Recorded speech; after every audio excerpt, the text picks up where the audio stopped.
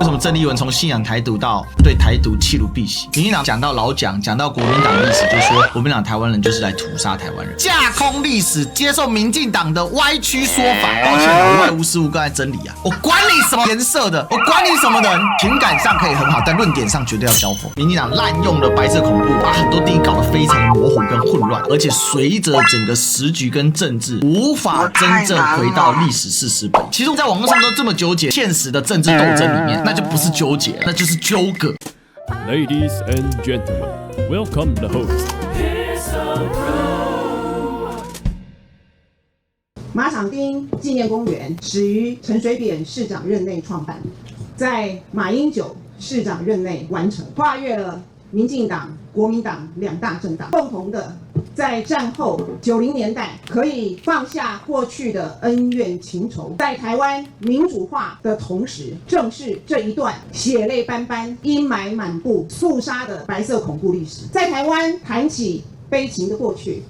大家一定提到228。其实，在228之后，随之来袭的就是清乡运动、白色恐怖，包括228事变在内，背后真正的历史的原因，无外乎当年的国共内战，再加上后来50年代东西阵营对峙的大环境背景。马场町是国民党在白色恐怖时期主要的刑场，日治时期台北练兵场啊，1950年代呢初期白色恐怖时期作为枪决政治犯的主要场所，约在1954年停止使用，基本上就是移到这个监所去枪决了。那马场町呢，它有一点公开处决的意思，基本上当时就是定义成逆贼。1951、52、53大概是整个白恐最高潮的时候，处决了大量的左派分子，当然不少就共产党员。这个里面一般你要看你持什么立场，如果你持这个台派或是台独本位立场的话，一般会认为国民党打压异议分子、左派人士，反对国民党人士。国共内战的格局来看的话，白色恐怖相当于是国民党政权，也就是蒋介石政权从大陆逃到台湾之后，他为了重新站稳脚跟，对内进行的一场政治清算运动，主要的对象就是针对左派，也就是共产党势力的一种清除跟扫除。所以所谓的沉默的荣耀这个背后其实就在讲这件事，同时他就是共产党的这个党员，而且他是为共产党做这种特务的行动。但是白色恐怖我们是可以分段时期的，马场町时期的很多的受难者确实就是所谓的左派分子，当然也不少被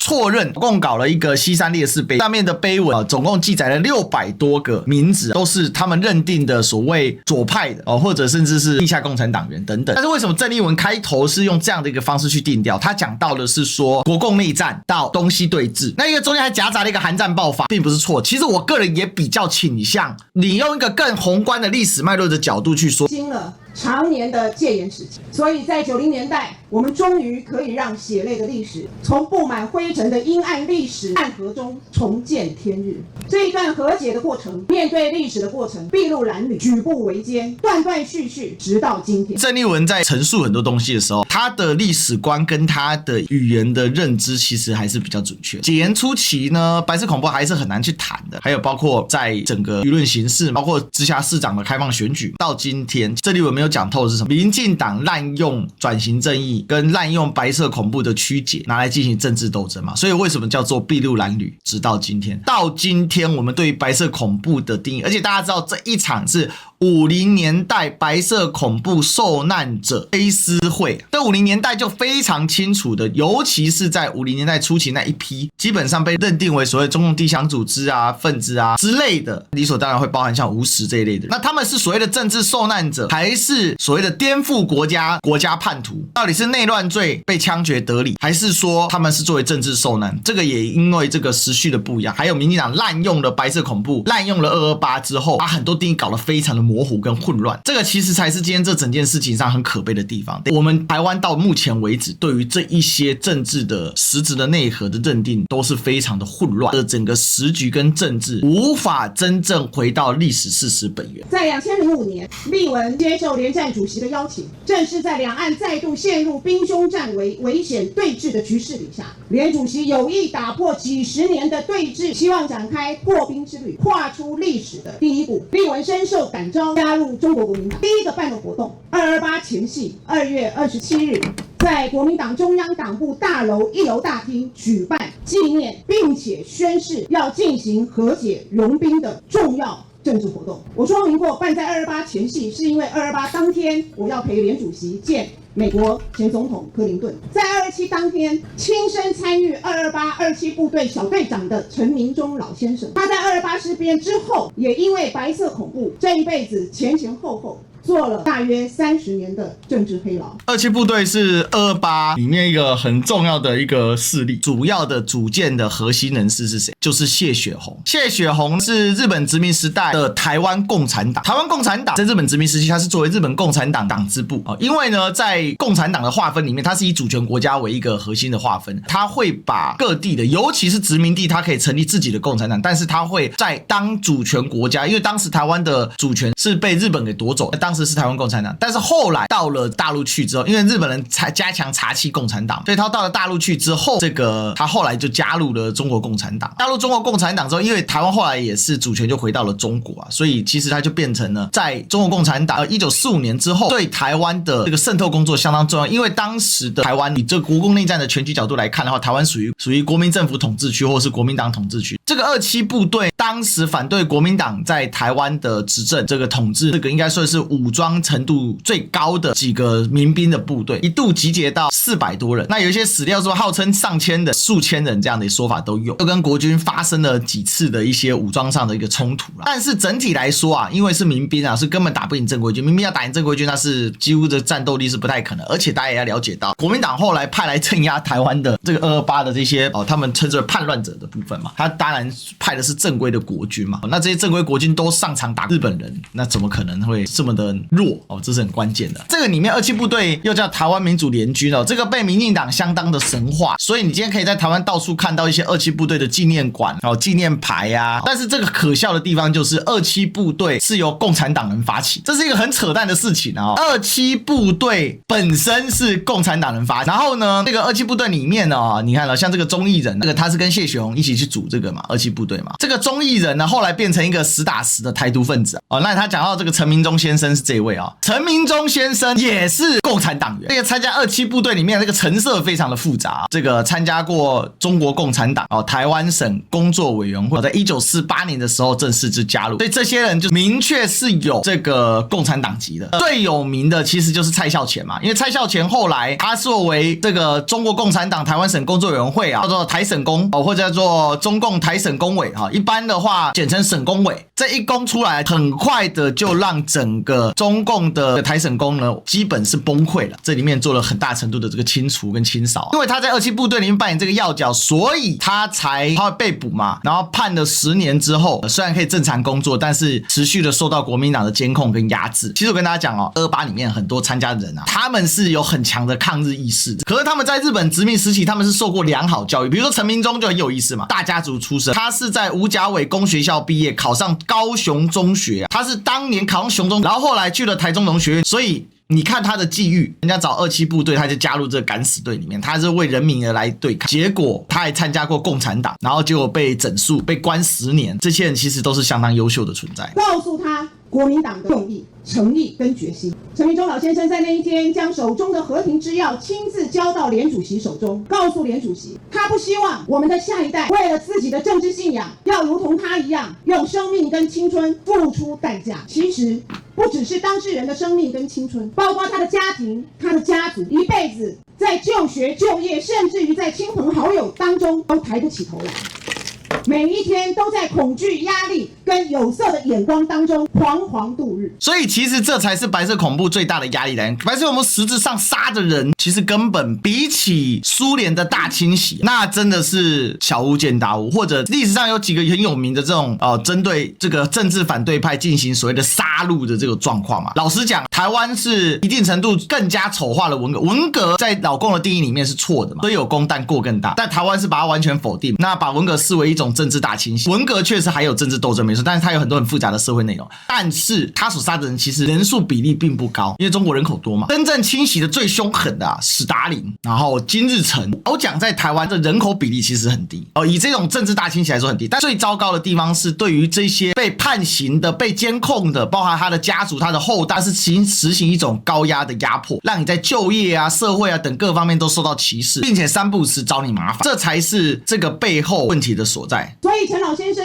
向连战主席说，希望国民党扛起这个历史的重责大，进行国共和解，迎来两岸和平。连主席也当场宣誓，先派江副主席前往中国大陆，随后就如同大家都看到的，有了连主席的和平之旅。两岸和平之旅的主要内容是结束第二次国共内战以来国共的对立状况，正式的开启第3次国共合作。国共合作有3次。第一次是当时孙越联合宣言，然后紧接着在北伐当中第一次国共内战，所以就是最有名就清党嘛，由蒋介石主导。在这个西安事变之后，抗日民族统一战线，所以是第2次国共合作。在1945年这个日本人战败之后，重庆会谈失败，所以又开启了第2次国共内战。第2次国共内战打到没有结束，到今天国共内战没有实质上的结束。进场的他的这一些老友们都对他不能谅解，所以第3次国共合作就是连战去到了大陆，连爷爷您回来啦，逻辑就是正式的把国共重新和解。所以就政党层次来说，国共已经和解，但是就军队层次来说，国共依然在内战。所以就政府形势来讲，互相认定对方是叛乱政府。国共内战在军事层级上没有结束，但是在政府政权的逻辑上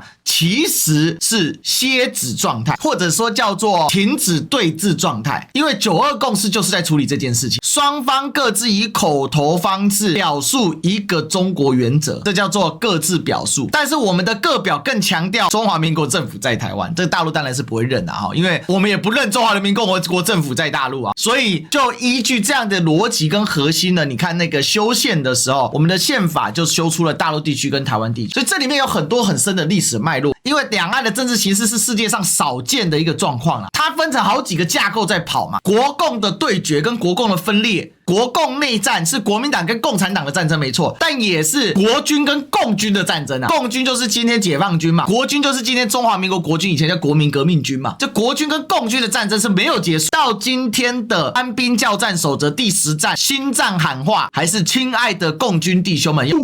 该所有的正义，跟他一样坐穿黑牢的政治受难者朋友们说，坐牢心甘情愿，求仁得仁。他不是冤案、假案、错案，他就是有不同的政治信仰。所以打输了，被国民党抓了，他没有一句怨言，但是他希望，如同我刚说的，未来的年轻人在追求自己的政治理想的过程当中，不需要再付出如此惨痛的代价。他更希望看到两岸的和解、和平。不再大动干戈，不再互相残杀。国共的和解第3次国共合作从连战在05年去访中国大陆开始开启到现在，这也是为什么我们会看到说几乎每任国民党党主席就任之后，大陆都会发来贺电，而且是以中国共产党的最高领导人。中共并不会因为主客观形势上，他并没有因为这个样子看不起今天的国民党，而是依然至少在形式上保持着一个对等。虽然宁格一直痛骂国民党是反动派啦，但是共产党现在的共产党并没有去把反动派的定性再跟目前在台湾的中国国民党来做定调，而不跟他来往，反而呢是跟中国国民党继续的保持密切的合作。郑丽文厉害的地方是什么？他对于这些历史记得真是牢啊！也因为在这里面他能够，尤其他可以直指民进党所伪造的假历史，也因为他能够有这个能力，让民进党很难受。我说实在话的啦，国民党今天的人都该好好去读历史，你们该好好的跟郑主席看齐。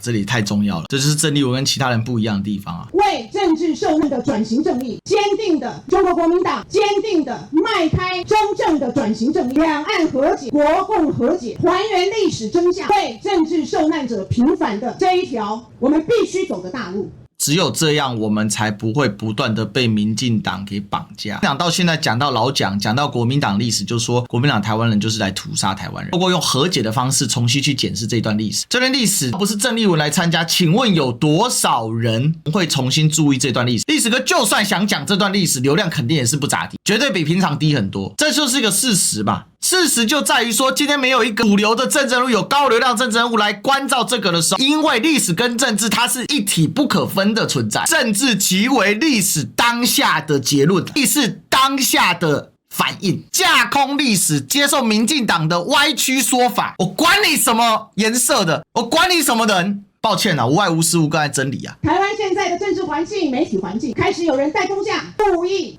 误导扭曲这个活动。在这30年的过程当中，也从未以吴石等人为主要祭悼的对象。向各位报告，完完全全扭曲了、误导了今天这个活动的神圣庄严性。对立文而言，跟各位报告，大家都知道，我念台大法律系的时候，就参与台湾的学生运动。大家也知道，我曾经为了黄华主张台独案，在台大校门口绝食抗议。当天，施明德主席刚从牢里放出来没多久，他就到台大校门口来看立文。他沉默无语，2行眼泪，默默地站了有10分钟之久。为什么郑丽文从信仰台独到对台独弃如敝屣？他是有很核心的原因的。他跟立文说，他坐了30年的牢，就是不希望看到台湾的年轻人要在为了自己的政治主张信仰，不是只是坐在街头而已，而是承担任何的代价。施主席跟我说，我对不起你们。郑丽文带了一群台大的学生跑去静坐，结果民进党没人下来，是施明德来了，所以他觉得他对不起这些学生。立文一直是民主自由体制的信仰者。伏尔泰说，我虽不认同你的主张，但我誓死捍卫你说话的权利。我捍卫台湾人民有主张台独的自由，不管你支持与否。我也跟施明德主席在街头抗议，要求废除刑法100条。我进到中国国民党的第一件事情，就是希望国共和解，为白色恐怖所有的政治受难者平反。因为我相信政府是为了人民而存在。我希望每个人都有做梦的权利，追逐理想的权利跟自由。这是台湾民主转型之后带给所有台湾人民最基本的权利，这是我们的底线。在民主转型之后超过30年的今天，今年我们再次看到执政当局用国安的理由，可以随意的把我们的国民驱逐出境，只因为他是陆配。今天可以因为你的意识形态跟当权者不同，就被视为杂质，不但查水表，而且甚至于是祭出司法。取得中华民国身份证的陆配，他是没有言论自由的，这是台湾真的非常非常可悲的一个事情。他先打的是像雅雅这种他没有取得身份证的，接下来他开始对付已经取得身份证的人。现在的陆委会已经到了无法无天的程度，他就实质上对陆配在进行强而有力的言论监管跟霸凌的行为。他们就是要引导这些陆配变成民进党的拥趸啊，确实有些陆配已经倒过去了嘛，变成所谓人家口中的绿配嘛。就民进党在干的事情，他在干的事情就是完全对着他们口中的民主自由对干，用他们手中的权力，用他们手中的政府的一个暴力机器来干这种事，非常的不要脸，非常的不要脸。不被砍头，不需被枪毙。我们是幸运的我们是幸福的一代，所以我们更有责任，更不能瞻前顾后，忧谗畏讥。从今天来自绿营侧翼的各种诋毁、扭曲、扣帽子，来自绿营政治人物、绿营媒体全面性的围剿。当然这不是新闻，立文非常清楚的知道，在台湾的今天，要坚守事实真相都不是一条容易的道路。因为很多人为什么？为了选票嘛，为了当选，为了各种理由，会给自己很多的说法。敢为真相勇敢的站出来讲话，都还需要勇气。正因为如此，我们更要坚定；正因为如此，我们更要大声的与真相、真理站在一起，对不对？你们用鲜血浇灌了这个土地，让我们长出了民主的花朵。我们会继续的保护、浇灌，让民主的花朵盛开，让民主的树苗长成大树，庇应我们后代一代又一代所有的人民、所有的青年。进行对于白色恐怖受难者的秋季，有些是像陈明忠老先生为自己的理想奋斗，也有很多是无辜的。我刚说到的冤案、假案、错案，过去这段时间，其实我们已经开始进行平反、赔偿、补偿，但是历史必须记住，所以今天是超越所有的政治意识形态。我们为做一个人根本的最基本的尊严，就是思想的自由、说话的自由，相信自己的政治信念。最后，再一次的向所有白色恐怖受难者致敬，也向所有白色恐怖受难者的家属致上我最高的慰问跟敬意，也希望未来台湾不会再有任何一个人再为自己的政治信仰牺牲，也不再会再听到政治受难者这5个字。我们可以自由的拥抱自己所有的信仰。郑丽文这次站出来，我觉得他还是一如既往的，像他过去的这个性格一样，就是他认为什么是什么就是什么。他并不是因为要炒作政治声量而站出来，而是因为他本来就相信的这一套的价值，只是因为他现在是国民党的党主席，所以他做什么事情就是洞见观瞻，就是大家会去聚焦，会去观察，会去看待这件事情。所以呢，这个对他的工作来讲，他并不因为他的位置改变了而改变很多他的一些行为，因为他依然在做他自己想做的事情。当然，未来随着国民党主席他的任务的加重，他可能就没有办法像现在这么的悠游自得，可以还去参加很多他觉得可以参加的一些活动。但是他参加这个活动，我觉得不全然跟他党主席的工作没有关系，因为国民党已经很久没有人好好的去讲历史事实是什么，而且根据历史事实呢来进行高强度的政治的论述，而且这一招相当于是釜底抽薪。民进党今天在台湾的天然政治正确的核心就是抓着国民党的威权，抓着国民党过去的政治包袱不放，但当你一拳打下去往核心，那这个事情就会有不一样的解释了。尤其是民进党不知道在崩溃什么，各种围剿，各路攻击。